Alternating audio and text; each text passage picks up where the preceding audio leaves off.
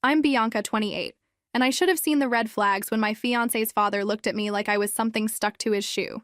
It happened at our engagement dinner. David had just proposed with his grandmother's ring, and his father Richard barely glanced up from cutting his steak. "So you're the one," he said, not bothering to make it sound like a compliment. David squeezed my hand under the table, whispering that his dad needed time to warm up to people. 3 months later, I was still waiting for that warmth, but now I know why it never came, and what they had planned for me all along. Where are you watching from today? Drop your location in the comments below and hit that like and subscribe button if you've ever felt judged before you even opened your mouth. You'll definitely want to stick around for what happened next. My father, Robert Harrison, built Harrison Industries from a small construction company into one of the largest commercial developers on the East Coast. Growing up, I watched him work 18-hour days, missing school plays and birthdays, all to create something lasting. By the time I graduated college, his empire was worth over $200 million. I could have coasted on Daddy's money. Lord knows enough people expected me to. Instead, I earned my MBA, worked at competing firms to learn the business from the ground up, and only joined Harrison Industries when I'd proven myself elsewhere. Dad respected that. He'd always taught me that respect was earned, not inherited. David Williams seemed to understand that when we first met at a charity auction. He was a marketing director at a mid-sized advertising firm, charming and ambitious. We bonded over our shared work ethic and love of old movies. He treated me like Bianca the person, not Bianca the heiress. At least I thought he did. The first time I met his family, his mother, Patricia, gushed over my vintage Chanel bag, asking where I'd gotten it. When I mentioned it was my grandmother's, she seemed impressed. Richard, however, had studied me with calculating eyes, asking pointed questions about my real job versus my family connections. "Dad's just protective," David explained later. "He built his business from nothing. He doesn't trust people who had it easy." I bit back the urge to point out that my father had also built everything from nothing, and that I'd worked plenty hard myself. Instead, I smiled and said I understood. That was my first mistake. The Williams family owned a small but struggling marketing consultancy. What I didn't know then was just how desperate they were. 3 generations of work had created a comfortable facade, but underneath they were barely keeping the lights on. They needed me more than I needed them, a fact that would become crystal clear later. "New money," Patricia had whispered to her sister at David's birthday party. "You know how they are. All flash, no substance." I'd been in the kitchen getting more ice when I overheard. Through the doorway, I could see Richard nodding along. David could do better. Someone with real class, not just cash. The irony wasn't lost on me. My grandmother had been old Connecticut money before she married my grandfather, a first-generation Italian immigrant who'd worked construction. I had both pedigrees, but apparently neither impressed them. What I didn't realize then was that their criticism came from fear. They were terrified I'd see through their act and walk away before they could secure their financial future through me. David found me standing there with a bag of ice in my hands, my face carefully neutral. "Everything okay, babe?" "Perfect," I replied, though something cold had settled in my chest. "Just getting refreshments for your lovely family." He didn't catch the edge in my voice. Or maybe he chose to ignore it, something he'd get very good at. The next few months brought subtle digs. Richard would ask David about his career plans right in front of me, as if I might be holding him back. Patricia would make comments about how some people never had to worry about money, so they couldn't understand real struggles. I started bringing homemade cookies to family dinners, hoping to show I wasn't some spoiled princess. Patricia praised them, then asked if the help had taught me to bake. When I explained I'd learned from my Italian great-grandmother, she seemed genuinely surprised that I had actually spent time in a kitchen. David assured me they were warming up to me. I wasn't so sure, but I loved him, or thought I did. Looking back, I think I was in love with the idea of him, the man who seemed to value me for me. The real test came when my father mentioned he was looking for a marketing firm to handle a new commercial development project. It was $1 million contract, the kind that could transform a small agency like Williams and Associates. "You should suggest David's family," Dad said over dinner. "If they're as good as you say, it could be mutually beneficial." I hesitated. Something about mixing business with these particular in-laws felt dangerous. But David was excited when I mentioned it, and his gratitude felt good after months of his family's coldness. "This could be huge for us," he said, pulling me into a hug. "Thank you for believing in us." I wanted to believe in us too. What I didn't know was that David was already calculating how to cut me out of the credit once he got what he needed. The business proposal meeting was scheduled for a Tuesday in November. My father had agreed to meet with Richard and David at our offices downtown. a courtesy he rarely extended to smaller firms. I'd arranged everything perfectly, wanting David's family to see that Harrisons took them seriously. The morning of the meeting, Patricia called. "Bianca, dear, I hope you won't be attending today's meeting. Business is so much better handled man to man, don't you think?" I paused, phone pressed to my ear. "I beg your pardon?" "Well, you understand. Richard and David need to establish their own relationship with your father. Having you there might complicate things, make it seem less professional." The audacity took my breath away. I was Harrison Industries' VP of Development. This was literally my department. But before I could respond, she'd already hung up. I called David immediately. "Did you know your mother just asked me not to attend my own meeting?"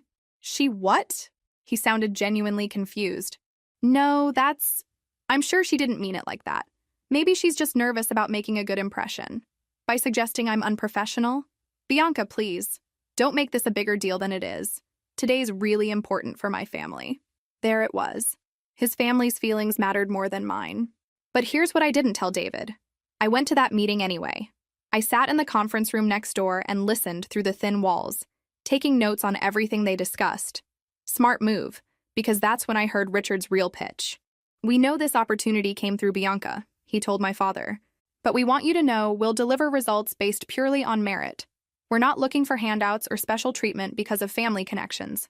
My father later told me he found the comment odd, since the connection was exactly why they'd gotten the meeting. But Richard was already establishing his narrative.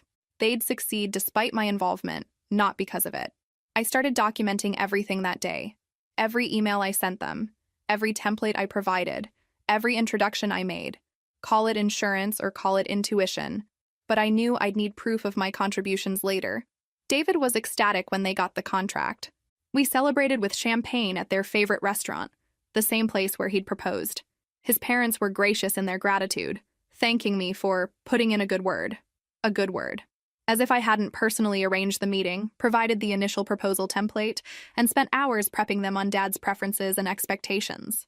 Have you ever felt invisible in your own success story? Share in the comments if you've ever had someone else take credit for your work. But I smiled and accepted their thanks gracefully.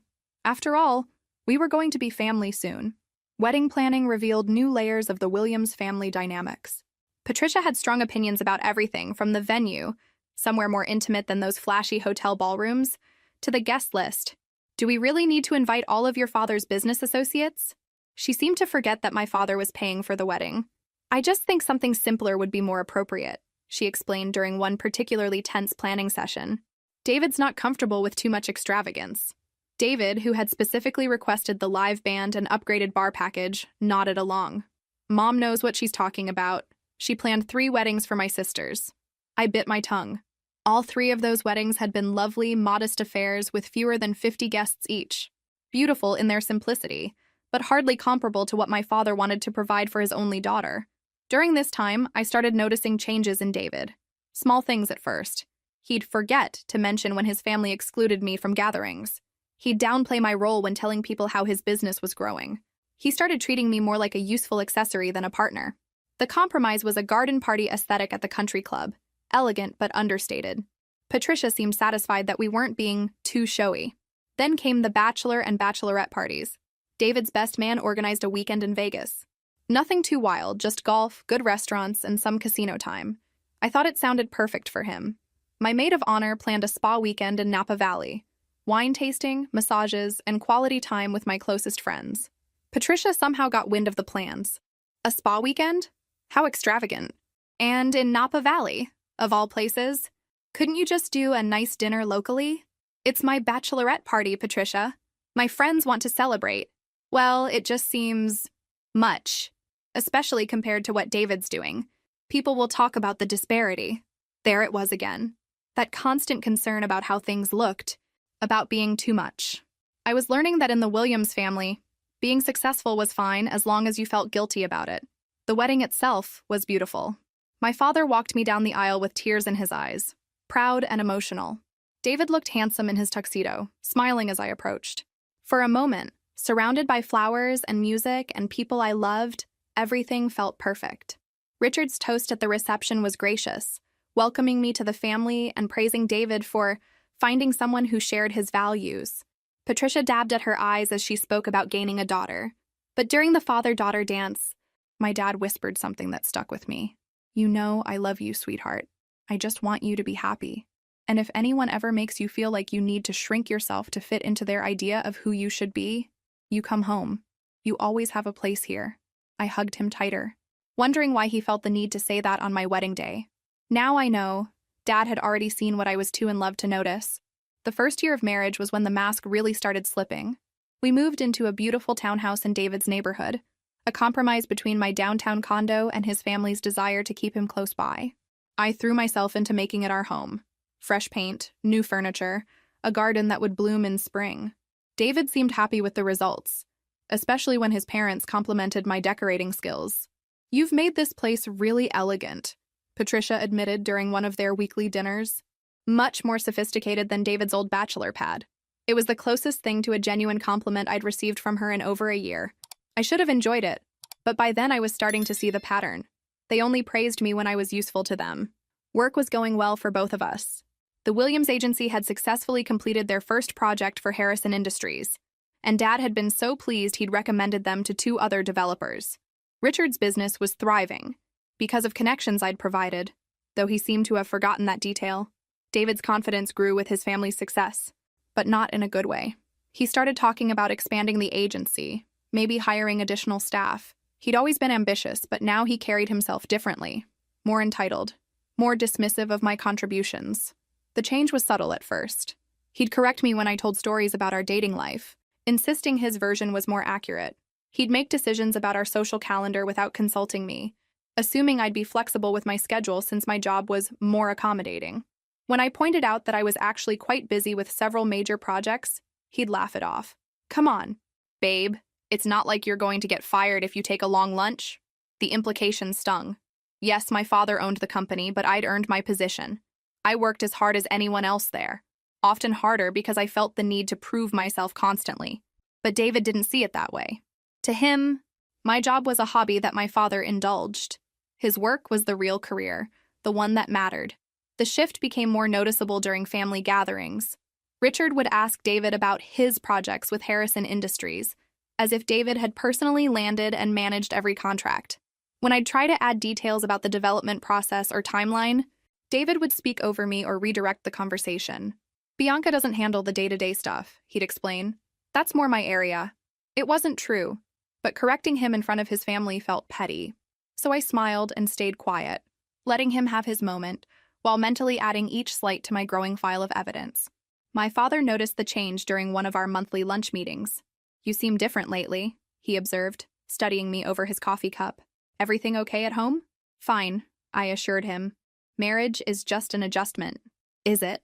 His expression suggested he wasn't buying it. "Because Richard Williams called me yesterday to discuss expanding their contract." He spoke as if David was the primary point of contact for all their Harrison projects. Heat rose in my cheeks. "David's very involved in the relationship. I'm sure he is. But you're my VP of development, Bianca.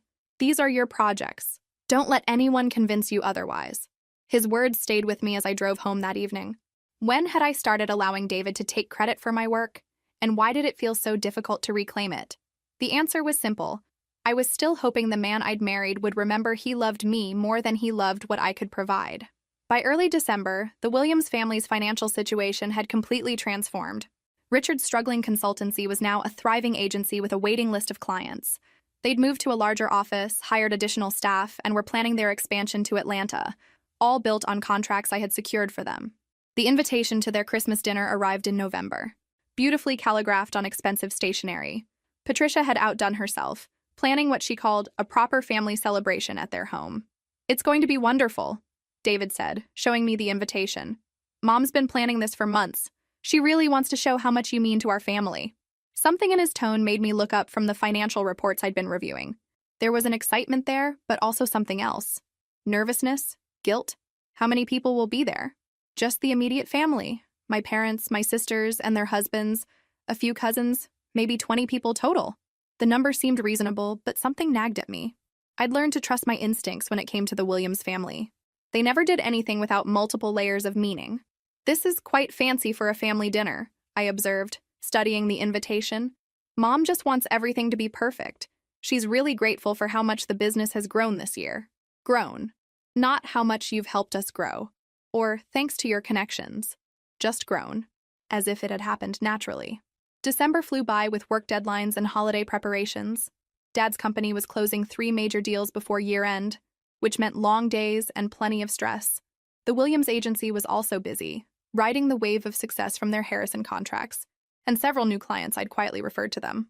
2 weeks before Christmas, I made an interesting discovery. My assistant mentioned that Richard Williams had been calling other Harrison Industries executives, introducing himself as their strategic marketing partner, and downplaying my role in their relationship. That's when I knew something big was coming. They weren't just taking credit for my work, they were actively trying to erase me from the business relationships I'd created. The week before Christmas, David seemed unusually attentive. He brought me coffee in the mornings, suggested we watch my favorite movies, even offered to help with my Christmas shopping.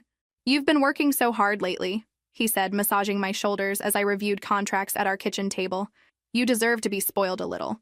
It felt good to have his attention again, but there was something performative about it, like he was following a script. "Tomorrow's going to be perfect," he kept saying about the dinner. Mom's really outdone herself this time. I went to bed feeling uneasy about the evening, but looking forward to finally feeling like part of his family. I had no idea they were planning to cut me out of it forever. Christmas Eve morning, I had an early meeting with my father to finalize some year-end contracts. As I was leaving his office, he stopped me. "Sweetheart, there's something I need to tell you. Richard Williams has been reaching out to our other executives, suggesting that future contracts go directly through him instead of your department." My blood turned cold. "What did you tell them?" "I told them that all Harrison business goes through my VP of development. You. But Bianca, be careful. I don't like what I'm seeing from that family." "What do you mean?" Dad studied my face for a moment. "I've been in business for 30 years. I know when someone's positioning for a takeover. They're trying to cut you out of your own deals." I spent the day thinking about his words while I finished up work. By the time I got home to get ready for dinner, I'd made a decision. Whatever the Williams family had planned tonight, I was going to be ready for it. I chose a burgundy silk dress that I'd worn to company galas, paired with pearl earrings my grandmother had left me. Elegant, but not ostentatious. Perfect for a family dinner. Or a declaration of war. David had already gone to help his mother with preparations, kissing me goodbye with that same strange excitement from the night before. "Wear something nice," he'd said. Mom specifically mentioned she hoped everyone would dress up. When I arrived at the Williams house, it was clear this wasn't the intimate family dinner David had described. Cars lined the street, and through the windows I could see at least 30 people moving around inside. David met me at the door, handsome in a navy suit I'd never seen before. "You look beautiful," he said, kissing my cheek. But his eyes held something I couldn't quite identify. Guilt? Relief that I'd shown up for whatever they had planned? "Thank you. Quite a crowd for a family dinner." "Yeah, it kind of grew. You know how these things happen." "No," I thought. "I know how Patricia Williams happens. Nothing she did was accidental." The living room was packed with people I recognized and several I didn't. Not just immediate family, but neighbors, family friends, business associates. Several people I recognized from the marketing industry, some of whom had been calling Richard about potential contracts. This wasn't a family dinner. This was a networking event designed to establish Richard and David as the faces of their success story, and I was about to become the footnote they erased. What do you think will happen next? Drop your predictions in the comments below. The evening unfolded exactly as I'd suspected it would. Dinner was served buffet-style with professional catering, a far cry from the homemade family meal Patricia had described. People clustered in small groups with their plates, and every conversation I tried to join seemed to exclude me. I found myself standing alone by the fireplace, watching David work the room like a politician. Every few minutes, someone would approach him with congratulations or questions about his remarkable business growth. "Bianca, dear, you look a bit lost." Patricia appeared at my elbow with a wine glass. "Here, try this. It's from a vineyard Richard's been wanting to invest in." The wine was expensive, probably more than most people spent on a month of groceries. Another sign that this evening was about displaying their newfound wealth. "It's lovely. Patricia, I have to ask. This is quite different from the intimate family dinner David described." Her smile tightened almost imperceptibly. "Oh, you know how these things grow. Word got out about our little celebration, and people kept asking to join. We couldn't very well turn away friends and colleagues." "Celebration of what? Exactly?" "Why, David's incredible success this year. The business has been doing so wonderfully. Richard thought it was time to acknowledge how far he's come." That cold feeling in my stomach intensified. David's success. Not our success, not the family business success, but specifically David's individual achievement. Across the room, I could see my husband holding court near the dining table. Richard stood beside him, one hand on David's shoulder in a paternal gesture of pride. They were telling a story that had everyone laughing and nodding appreciatively. I moved closer to hear, and that's when I got my first real taste of what they'd planned. Took real vision to see the potential, Richard was saying. David spotted an opportunity with Harrison Industries and pursued it relentlessly. That's the mark of a true entrepreneur, seeing possibilities others miss. Dad, come on, David protested modestly, but his pleased expression betrayed how much he was enjoying the attention. It was just good timing and smart networking. Nonsense. You earned every single contract through pure merit. No shortcuts, no favors, just talent and determination. The lies hit me like physical blows. I stood there listening to them completely rewrite history, erasing my contributions from the story of their success. A woman I didn't recognize approached me. You must be so proud of your husband. David was just telling us how he built this business from nothing. It's inspiring to see someone work so hard and achieve their dreams. I managed a tight smile. He certainly has worked hard. And you've been so supportive. Oh, I'm sure. It must be wonderful having a husband who's really making something of himself. The comment was meant as a compliment, but it revealed how thoroughly they'd established their narrative. I was the supportive wife, cheering from the sidelines while my brilliant husband built his empire. An empire that was actually built on my family's business and my personal relationships. The lies continued all evening. Story after story about David's business acumen, his natural leadership abilities, his bright future. I smiled and nodded, playing the role of the proud wife while documenting every fabrication in my memory. Around 8 o'clock, Richard called for everyone's attention. He stood by the fireplace, raising his wine glass with theatrical flair. Friends, family, thank you all for being here tonight. As most of you know, this year has been transformational for Williams & Associates. We've grown from a small local firm to a company with major contracts and unlimited potential. Applause filled the room. David beamed beside his father, accepting congratulations from nearby guests. I remained perfectly still, my wine glass untouched in my hands. This success didn't happen by accident, Richard continued. It happened because my son had the vision to see opportunities others missed and the courage to pursue them. David, your mother and I couldn't be prouder. More applause. David hugged his parents while Patricia dabbed at her eyes with obvious emotion. Now, as we look toward the new year, we're excited to announce that Williams & Associates is expanding. We've secured additional contracts with several major developers, and we're opening a second office in Atlanta. The room erupted in cheers and congratulations. David shook hands and accepted backslaps, the conquering hero of his own success story. I felt like I was watching a play about someone else's life. Everything they were celebrating, every opportunity they were describing, had come through my family's business connections. Contracts I had negotiated, relationships I had facilitated, and I had become completely invisible in the story of my own contributions. Bianca, you must be so proud, someone said beside me. I turned to find Mrs. Henderson, a family friend who'd known David since childhood. Of course, I managed. David works very hard. It's wonderful that he found someone who understands his ambition. So many young wives want their husbands to prioritize family time over building something lasting. You clearly support his dreams. The assumption stung, as if I were some kind of obstacle that David had successfully overcome, rather than the person who'd made his success possible. I excused myself and stepped onto the back patio, needing air and space to think. Through the glass doors, I could see David still surrounded by well-wishers, still basking in praise for achievements that weren't entirely his own. My phone buzzed with a text from my father. Hope you're having a wonderful evening, sweetheart. Remember what I told you this morning. His warning about them cutting me out suddenly felt prophetic. This entire evening was designed to establish David as the architect of his own success, with me relegated to the role of grateful beneficiary of his achievements. But they'd made one crucial mistake. They'd gotten so caught up in their own performance that they'd forgotten I wasn't actually helpless. I was Robert Harrison's daughter, and I'd learned a few things about business strategy over the years. Time to remind them of that fact. I was still outside when David found me 20 minutes later. His face was flushed with wine and excitement, his eyes bright with the satisfaction of being the center of attention. There you are. I've been looking everywhere for you. Mom wants to make a toast to thank you for all your support this year. Support. I turned the word over slowly. Is that what we're calling it? His expression shifted slightly. What do you mean? I mean the contracts you're celebrating tonight. The ones that supposedly demonstrate your remarkable business vision. Tell me, David, do you actually believe you earned those on your own merit? The question hit him like cold water. His celebratory mood faltered, and I saw him calculating his response. Of course I worked for them.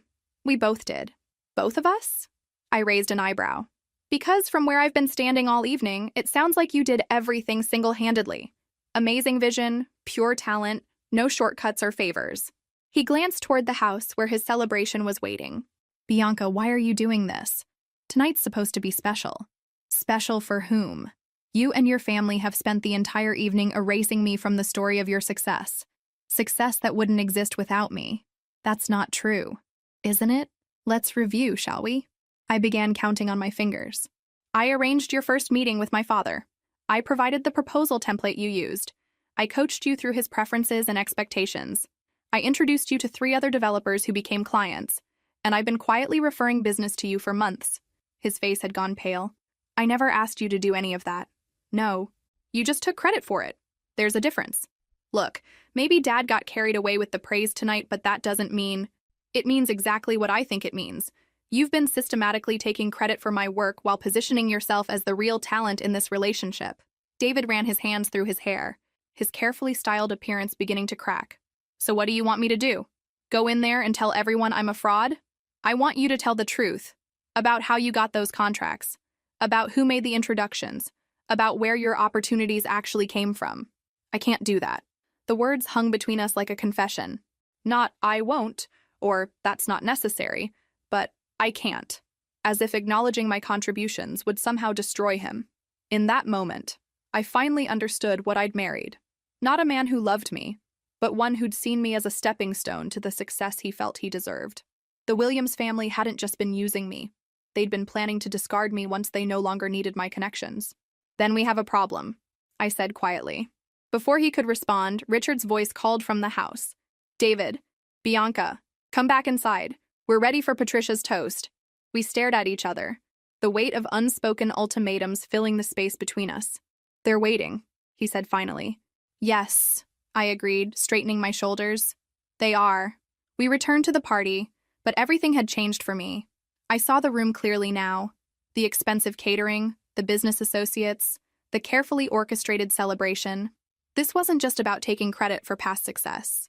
This was about establishing David as the independent architect of future opportunities, cutting me out of the relationships I'd built. Patricia approached with a fresh glass of wine, her smile bright and theatrical.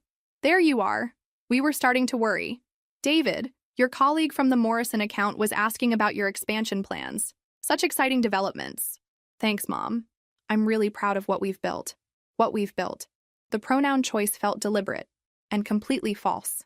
Bianca, dear, Patricia continued, I hope you know how grateful we all are. David is so lucky to have such a supportive wife. The statement was perfectly crafted to elicit the response she wanted.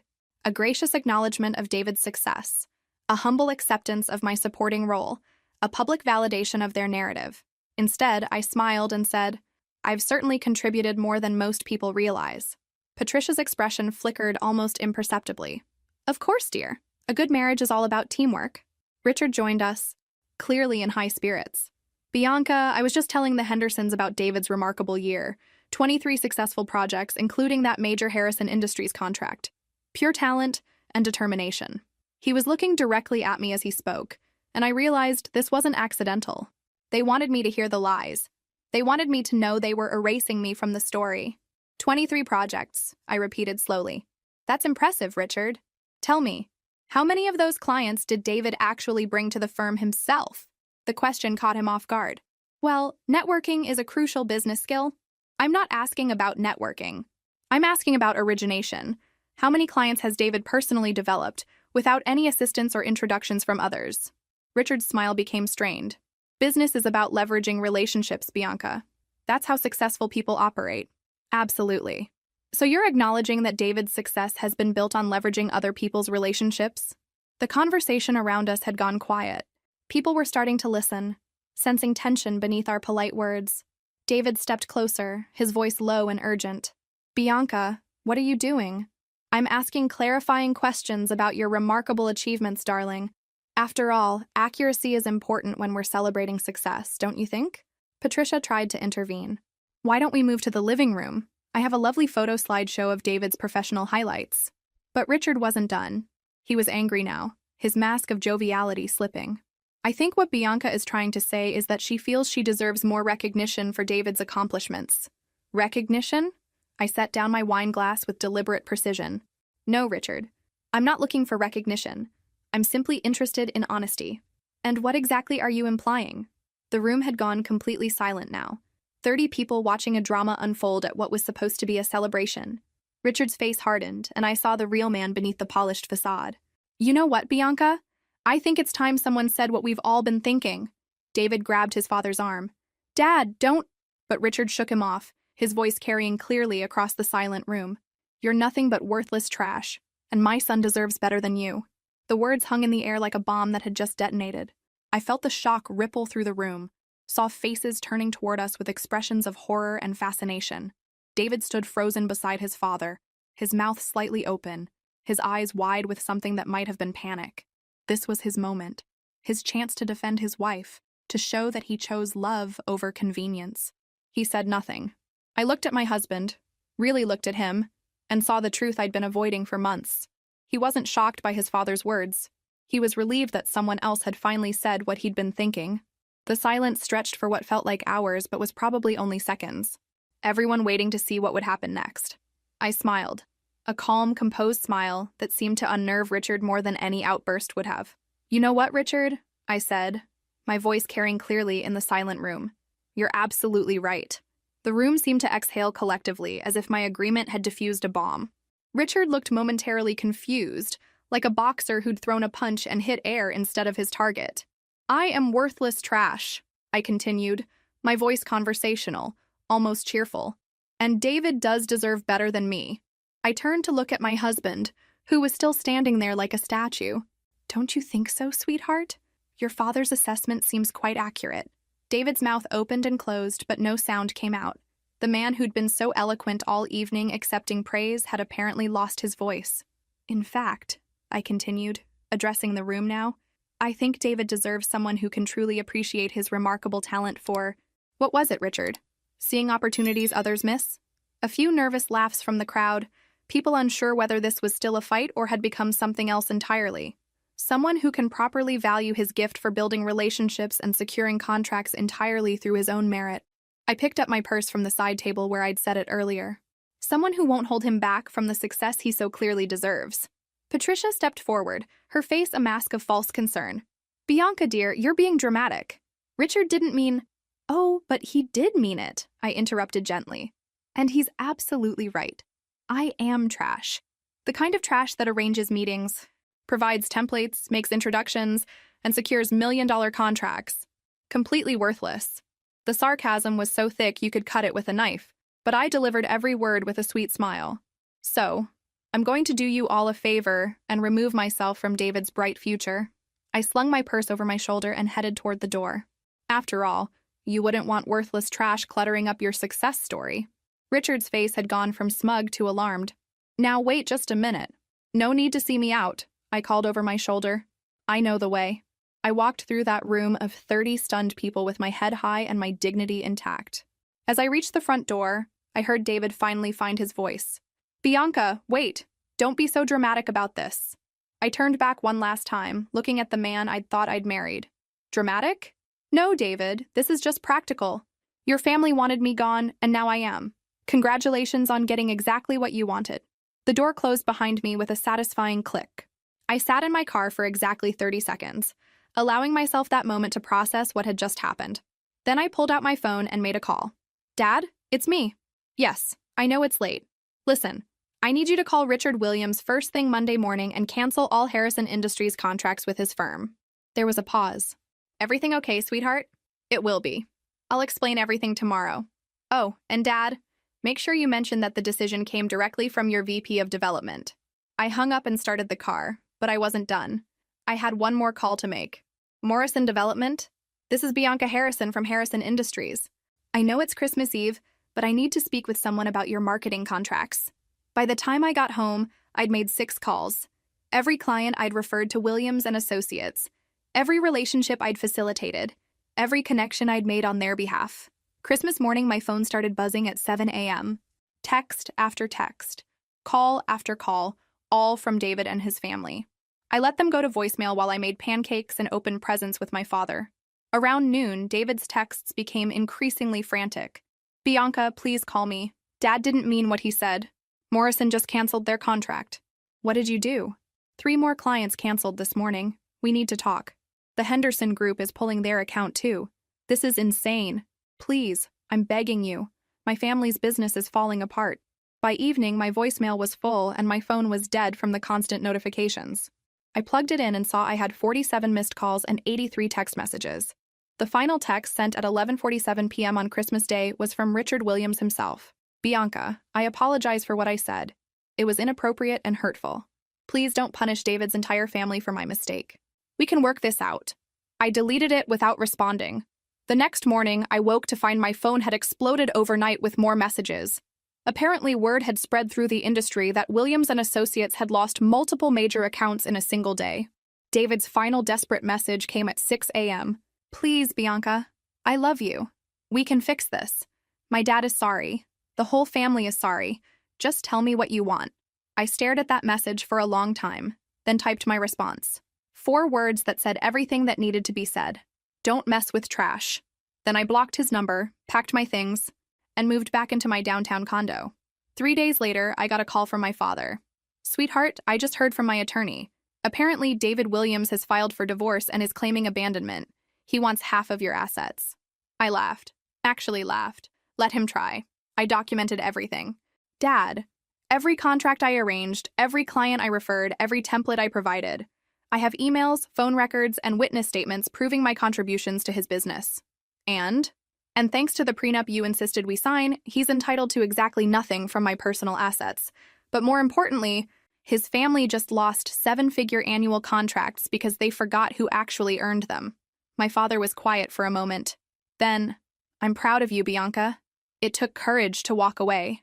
I didn't walk away, Dad. I stopped carrying people who thought I was too worthless to deserve credit for my own work. 6 months later, I heard through mutual acquaintances that Williams and Associates had filed for bankruptcy. David was working as a marketing coordinator at a small firm in the suburbs, making about 1/10 of what his family's business had been bringing in during their Harrison Industries days. Patricia had to go back to work as a receptionist. Richard was driving for a rideshare service to pay their mortgage. As for me, I'd been promoted to Senior Vice President of Development and was leading Harrison Industries' expansion into 3 new markets. My father had publicly credited me with developing our most successful client acquisition strategies. I never responded to any of David's messages, never acknowledged his divorce papers except through my attorney, never gave him the satisfaction of knowing how much his family's betrayal had hurt. But sometimes, when people ask me about my brief marriage, I tell them about the Christmas dinner where my father-in-law called me worthless trash, and how agreeing with him was the smartest business decision I ever made. After all, one person's trash is another person's treasure, and I've always been very good at recognizing my own value, even when others can't see it. The moral of the story? Never underestimate someone who's been quietly keeping receipts. And never, ever bite the hand that feeds you, especially when that hand belongs to someone who knows exactly where all the business relationships came from. If this story resonated with you, make sure to like and subscribe for more tales of people who learned not to underestimate the quiet ones. Trust me, we're usually the ones you should worry about most.